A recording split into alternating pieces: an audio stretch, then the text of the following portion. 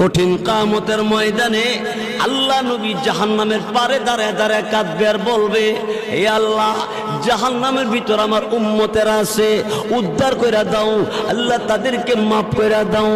আল্লাহ রাব্বুল আলামিন আমার আল্লাহ তাআলা জিবরাইল ফেরেশতাকে বলবে, জিবরাইল,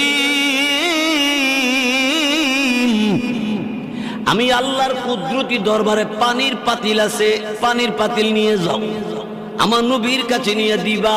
নবীকে বলবা এই পাতিলের পানিটা জাহান্নামের ভিতরে ছেড়ে দেওয়ার জন্য। রসুলের কাছে জিবরাইল পানির পাতিল দিবে, আর জিবরাইল ফেরেশতার কাছ থেকে রসুল পানির পাতিল পাইয়া পানিটা জাহান্নামের ভিতরে ছেড়ে দিবে। জাহান্নামের আগুন ঠান্ডা হয়ে যাবে, নিভে যাবে। দিলের নবী, আমার আপনার নবী, রহমত